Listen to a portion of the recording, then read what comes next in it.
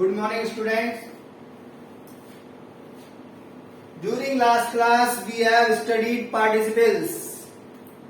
हम सीख रहे थे synthesis, joining two or more than two sentences into a one simple sentence. दो या दो से अधिक सिंपल सेंटेंस को जोड़ करके एक सिंपल सेंटेंस बनाना, ये हम सीख रहे थे, जिसमें हमने प्रोसेस पढ़ा था पहला यूजिंग पार्टिसिपल. अब हम उसका सेकंड प्रोसेस पढ़ते हैं, synthesis of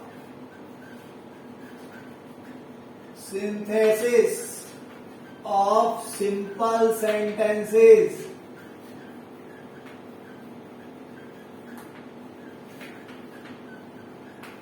into a simple sentence.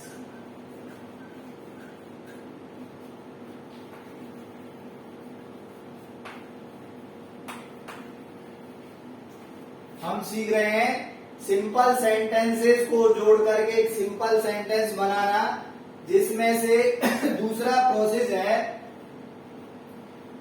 Using nominative absolute.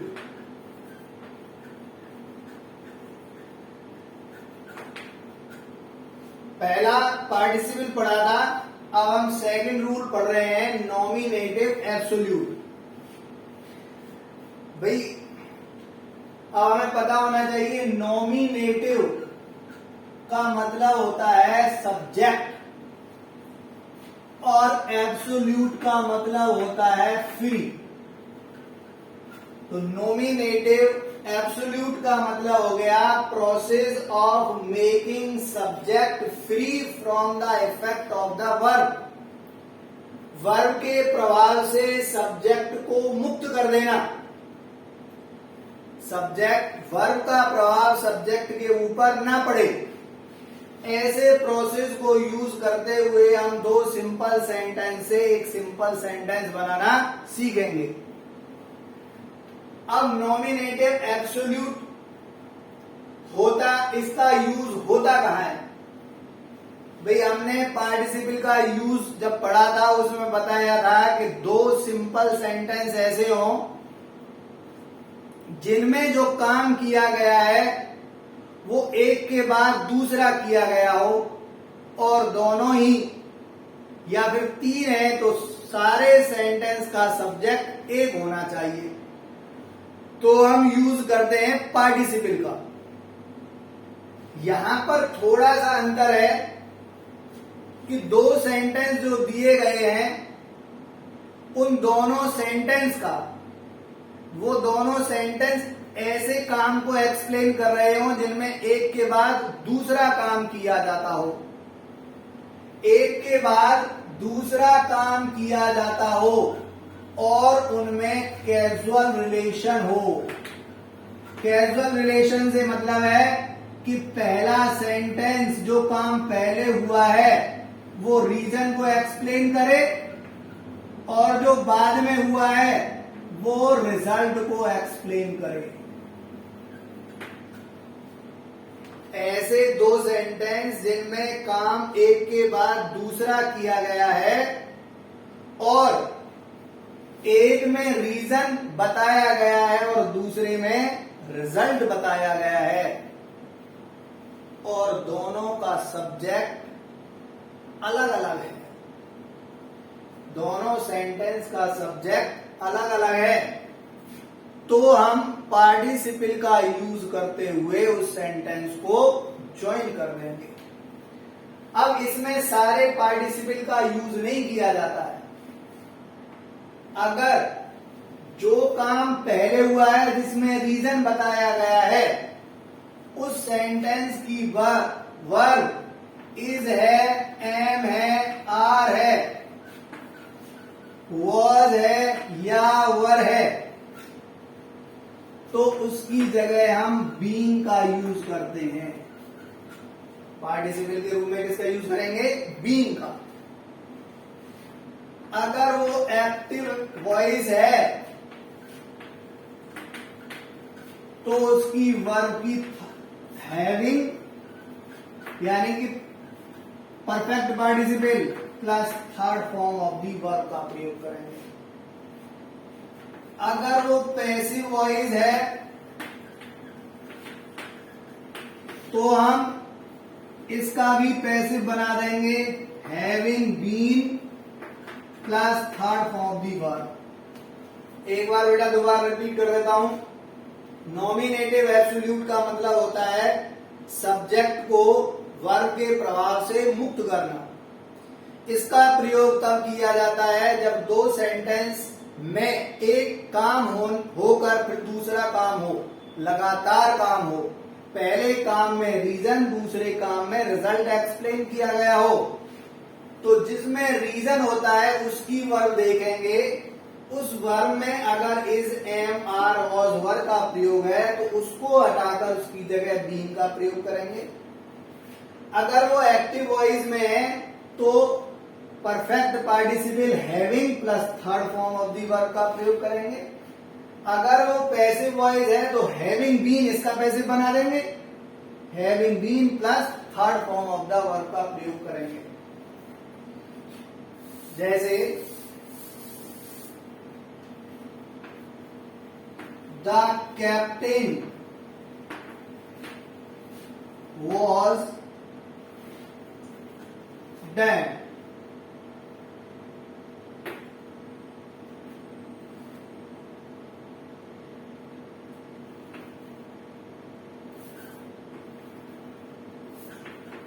The army fled away। भाई कैप्टन मर गया, आर्मी भाग गई। अब जो ये डेड है ये एडजेक्टिव है, इसमें वॉज का प्रयोग किया गया है। कैप्टन वॉज डेड ये रीजन है, इसका रिजल्ट क्या हुआ, आर्मी भाग गई, आर्मी फ्लेड अवे। अब जिसमें रीजन बताया गया है उसके सब्जेक्ट को वर्ब से मुक्त करना है तो द कैप्टन बीइंग डेड, इसके अलावा और कुछ नहीं करना। द आर्मी फ्लेड अवे, बहुत ही सिंपल है। क्या किया, अगर इज, एम, आर, वॉज है यहां पर और वो एक्टिव है, पैसिव में नहीं एक्टिव में, तो वॉज की जगह बीइंग का प्रयोग कर देंगे। बाकी इसमें कोई चेंज नहीं करना। इससे क्या है, सब्जेक्ट जो है वर्ब के प्रभाव से मुक्त हो जाएगा। और देखो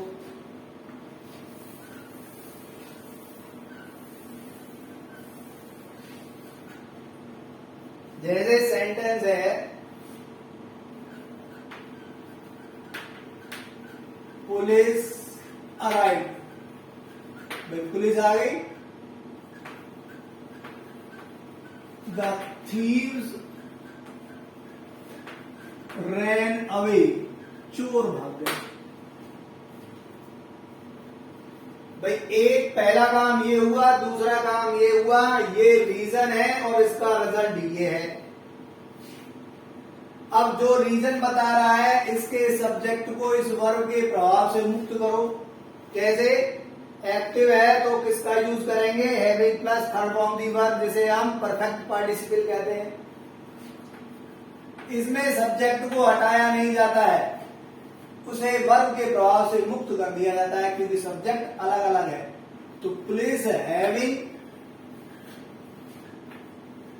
arrived, the thieves ran away। Very simple. अब बेटा देखो आपको दो तरीके के एग्जाम्पल बता दिए। इज, एम, आर, वॉज हो तो बीइंग का यूज करेंगे, एक्टिव हो तो हैविंग प्लस थर्ड फॉर्म दी वर्ब। अब जैसे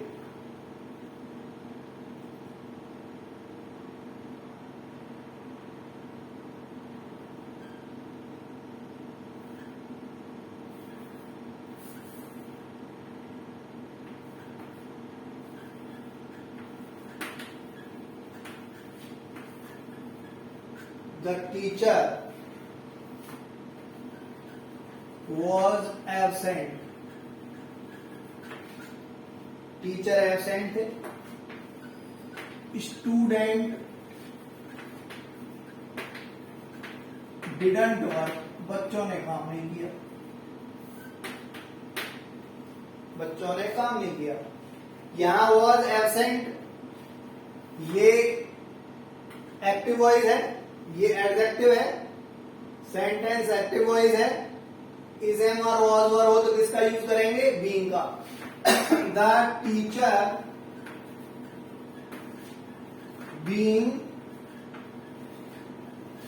एबसेंट, स्टूडेंट्स डिडंट वर्क। अभी आपको पैसिव वॉइस का एग्जांपल समझाना है। देखो भाई,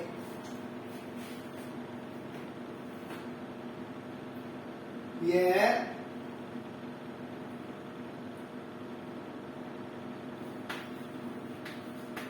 द टॉय वॉज ब्रोकन, खिलौने को तोड़ दिया गया।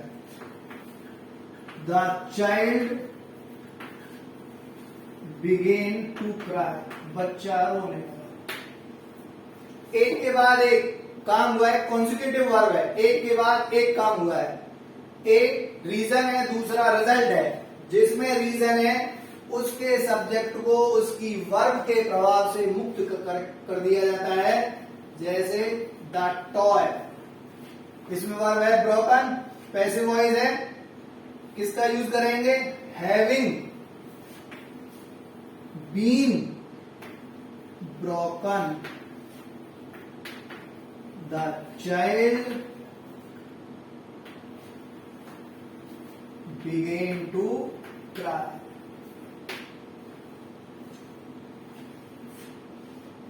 और देखो, जैसे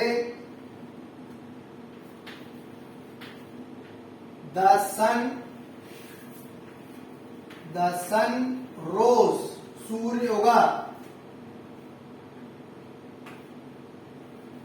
birds began to fly, पंछी उड़ने लगे। द सन रोज एक्टिव है, ये पैसिव था। अगर एक्टिव है तो क्या करेंगे? The son having, third form लगाएंगे राइजन, क्योंकि हैविंग और वर्ब की थर्ड फॉर्म का यूज किया जाता है। कॉमा लगाकर बर्ड्स बिगेन टू फ्लाई। इस तरीके से आपका नॉमिनेटिव एब्सोल्यूट कंप्लीट हो जाता है।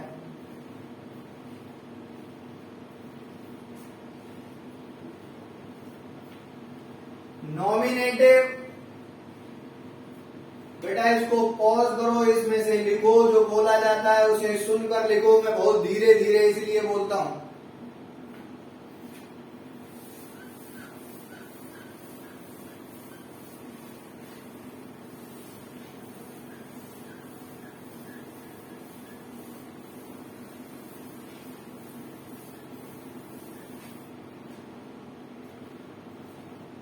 अब जो थर्ड रूल है यूजिंग इनफाइनेटिव।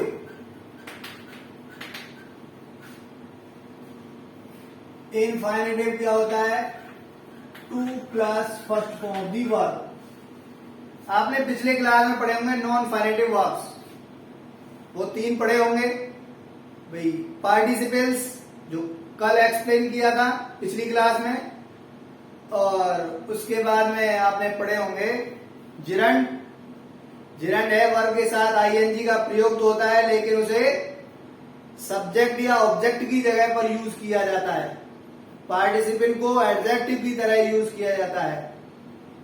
और तीसरी है इनफाइनेटिव वर्ब। इनफाइनेटिव वर्ब सब्जेक्ट ऑब्जेक्ट की जगह इसे यूज किया जाता है, लेकिन कैसे? 2 प्लस V1 सेकंड वर्ब होती है तब भी यूज किया जाता है, इसे सब्जेक्ट की जगह भी यूज किया जाता है, इसे ऑब्जेक्ट की जगह भी यूज किया जाता है। अब इनफाइनेटिव का हम यूज कब करेंगे? बात यह आती है कि हम इनफाइनेटिव का यूज क्यों करेंगे और कब करेंगे? जब ऐसे दो सेंटेंस दे रखे हों, जब ऐसे दो सेंटेंस दे रखे हों जिनमें से एक सेंटेंस तो स्टेटमेंट को एक्सप्लेन करता है कि स्टेटमेंट देता है, जबकि दूसरा सेंटेंस उसका या तो रिजल्ट शो करता है या फिर पर्पज शो करता है। पर्पज उद्देश्य, उद्देश्य या परिणाम। और इनमें दोनों का सब्जेक्ट एक भी हो सकता है और अलग अलग भी हो सकता है, लेकिन आपको क्या देखना है कि ये दूसरा जो सेंटेंस है वो इस स्टेटमेंट का कॉन्जुगेटिव नहीं होंगे। इसमें भाई इसमें एक काम नहीं हो रहे होंगे, एक काम हुआ तो दूसरा काम, वो तो पार्टिसिपल और नॉमिनेटिव केस के हैं। इसमें एक स्टेटमेंट दिया गया होगा, दूसरा उसके तुरंत बाद नहीं होगा, लेकिन वो रिजल्ट या पर्पज बताएगा। जैसे एग्जांपल देखो, Shyam has gone to Jaipur. He wants to study there. देखो सीधी सी बात है, यहां पर वांट्स जो वर्ड है, वांट्स, विश या फ्यूचर इंडिफरेंट, ये पर्पज बताते हैं। पर्पज को आप अच्छी तरीके से पहचान सकते हैं। वांट, विश प्रेजेंट या पास्ट में आए या फिर फ्यूचर इंडिफरेंट टेंस आए तो हम समझ लेंगे कि ये क्या बता रहा है, पर्पज बता रहा है। तो अब क्या करना है भाई, वांट तो पर्पज है, पर्पज क्या है? पर्पज है टू स्टडी, पर्पज है टू स्टडी। तो इस तरीके से इसे कनेक्ट कर देंगे, Shyam has gone to Jaipur to study.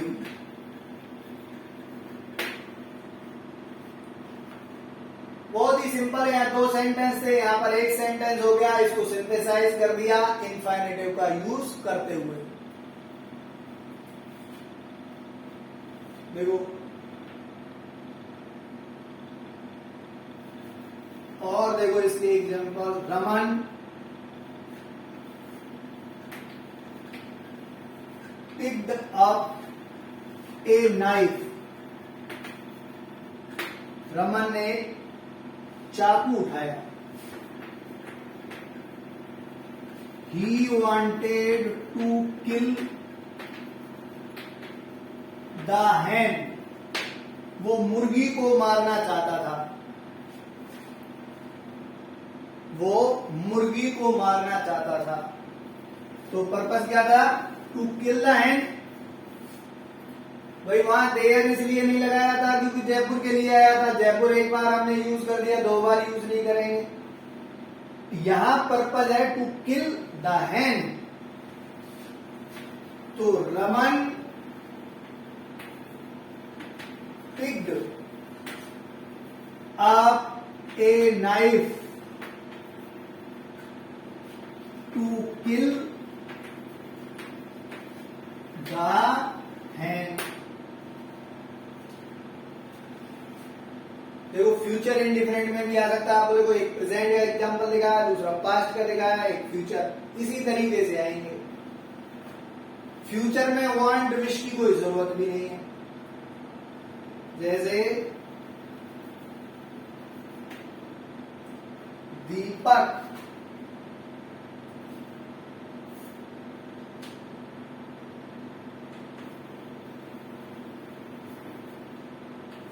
bought a new bag. दीपक ने नया बैग खरीदा. He will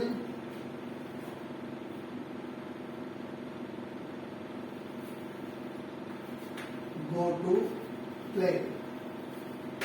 वो खेलने जाएगा. अब ये पास्ट का भी हो सकता है, प्रेजेंट का भी आ सकता है, यहां पर बाइस का भी यूज हो सकता है.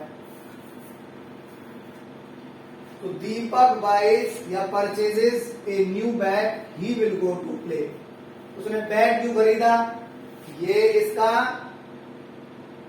स्टेटमेंट है और उसका पर्पस क्या है? वो खेलने जाएगा. तो Deepak buys a new bag to play. Go to play भी कर देंगे तो भी कोई दिक्कत नहीं. अगर अब ये पर्पस वाली बात होगी. अब हम पढ़ेंगे कि अगर रिजल्ट वाले आए तो उन्हें कैसे किया जाता है और रिजल्ट को कैसे पहचानते हैं. जिनमें रिजल्ट आएगा उसमें हम टू का प्रयोग करेंगे. आपने टू का यूज पहले भी पढ़ा होगा. जैसे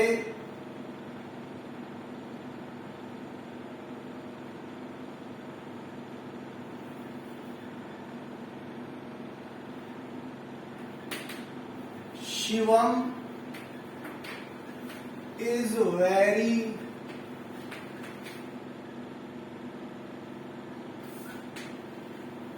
weak.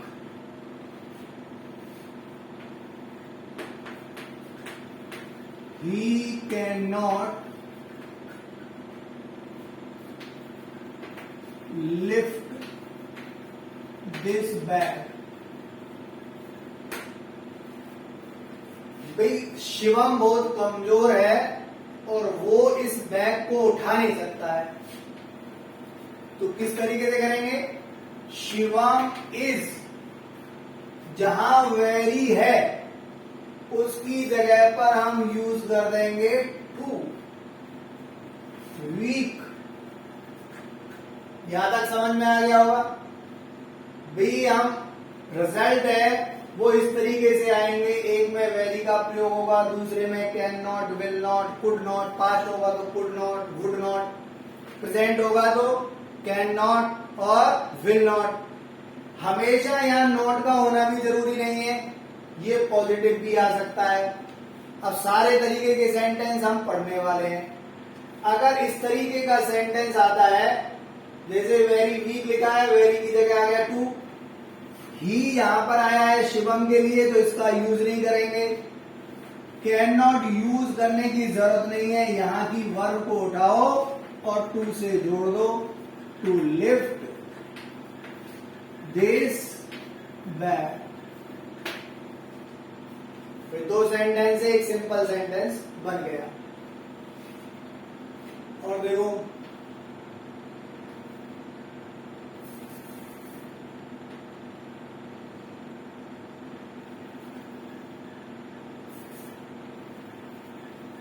she was very clever. She could solve the riddle. अभी हमने बताया कि इसमें पॉजिटिव भी हो सकता है. She was very clever, वो बहुत चतुर थी. She could solve the riddle, वो पहेली को सॉल्व कर सकती थी. यहां नॉट है, यहां नॉट नहीं है. नॉट नहीं हो तब कैसे करते हैं भैया? सिंपल है कि वेरी की जगह टू का प्रयोग हो जाएगा. She was too clever. She दोबारा से यूज नहीं करेंगे. कुड का यूज करने की जरूरत नहीं, हमें सॉल्व आया. देखो यहां पर अगर नॉट था तो उसे रिमूव कर दिया. नॉट नहीं है तो लगाएंगे, ध्यान रखेंगे। नॉट है तो हटा देंगे, नहीं है तो लगाएंगे। अब नॉट जो है टू से पहले लगेगा, वर्ब को ऐड करेंगे लेकिन नॉट उससे पहले लगा देंगे। Not to solve the riddle. बेटा समझ में आ गया होगा। यहां पर ही कैन नॉट था, प्रेजेंट था, कैन नॉट था, नॉट है तो कैन नॉट को हटाकर टू का प्रयोग। यहां अगर कुड नॉट होता तो आप कुड नॉट को हटाकर टू का प्रयोग करते। या नॉट नहीं है तो नॉट को टू से पहले लगाया जाता है। अब बेटा अब आती है बात, अब ये जो सारे सब दो एग्जाम्पल दिए हैं इनमें है सब्जेक्ट सेम। अगर अलग अलग हो तो कैसे करेंगे? जैसे the book is very typical, I can not understand it. मैं इसे नहीं समझ सकता। नेगेटिव में आया है तो इसकी तरह, लेकिन अब यहां पर अंतर क्या आ गया? यहां पर सब्जेक्ट अलग अलग हैं। सब्जेक्ट सेम होता है तो सब्जेक्ट को हटा दिया जाता है। सब्जेक्ट अलग अलग हो तो उसका यूज किया जाता है। यूज कैसे करते हैं? द बुक इज वेरी की जगह टू टिपिकल। अब आया ये सब्जेक्ट। यहां पर जो भी सब्जेक्ट लिखा है अगर वो नाउन है तो एज इट इज यूज कर देंगे फॉर के बाद। या अगर श्याम होता तो फॉर श्याम, राहुल होता तो फॉर राहुल, स्टूडेंट होता तो फॉर स्टूडेंट। अगर नाउन होगा तो सेम रहेगा, लेकिन प्रोनाउन होगा तो उसका ऑब्जेक्ट बना दिया जाएगा। आई का ऑब्जेक्ट क्या हो गया? मी। अगर यहां पर वी होता तो आता अस, यू होता तो यू आता, दे होता तो आता देम। अब आपको सबके ऑब्जेक्ट पता होना चाहिए। ही होता तो हिम आता, शी होता तो हर आता, दे होता तो देम आता। अगर प्रोनाउन है तो उसका ऑब्जेक्ट यूज करेंगे, इसे हटाकर टू से जोड़ देंगे, टू अंडरस्टैंड। अब बेटा सब्जेक्ट सेम थे जब हटाया था, यहां ऑब्जेक्ट सेम है, इट इसका यूज नहीं करेंगे। सब्जेक्ट सेम है तो यूज नहीं करेंगे, ऑब्जेक्ट सेम है तो एक पिछले ऑब्जेक्ट का यूज नहीं करेंगे। सब्जेक्ट अलग अलग है तो बता दिया फॉर से ऐड कर दिया जाता है।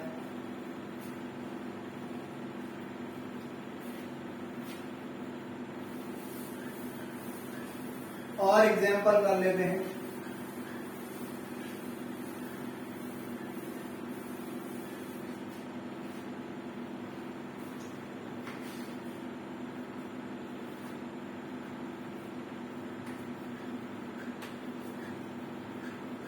The fan is very high.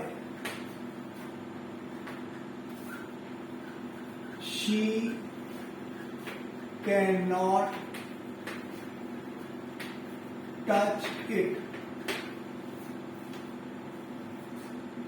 अब देखो करना सीख गए हैं। The fan is वेरी की जगह टू, हाई। अब यहां आ गया शी, यहां था फैन, यहां है शी, दोनों का सब्जेक्ट अलग है। फॉर से ऐड कर दिया फॉर हर। कैन नॉट को हटाया, टू से ऐड कर दिया टू टच। इट का प्रयोग नहीं करेंगे क्योंकि इट किसके लिए आया है? फैन के लिए। किसी एक थिंग के लिए दो नाउन या प्रोनाउन हम यूज नहीं कर सकते एक सिंपल सेंटेंस में। अब देखो इसके बाद और सब्जेक्ट भी अलग हो और पिछला वाला पॉजिटिव हो, एक ऐसा एग्जांपल भी कर लेते हैं।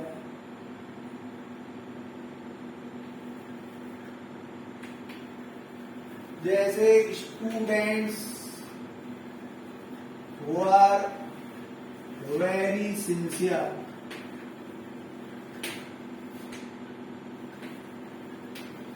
द टीचर पर है, the teacher could teach them, them दिखाई दे रहा है,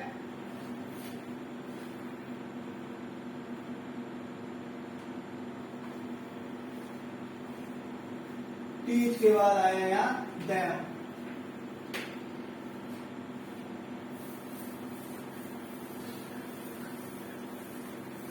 स्टूडेंट्स आर वेरी सिंसियर, औरों की तरह ही है। स्टूडेंट्स वर, वेरी की जगह टू, सिंसियर। अब देखो यहाँ स्टूडेंट यहाँ टीचर दोनों के सब्जेक्ट है, नाउन और आ गया तो नाउन को एज इट इज यूज करेंगे for the teacher, for the teacher. Positive है कुड टीच, तो इससे आगे वहां नहीं, यहां लिख रहे हैं नॉट टू टीच, और देम का यूज नहीं करेंगे क्योंकि देम किसके लिए है, स्टूडेंट्स के लिए। आज की क्लास हम यही फिनिश करते हैं, नेक्स्ट क्लास अब कल पढ़ेंगे इससे आगे।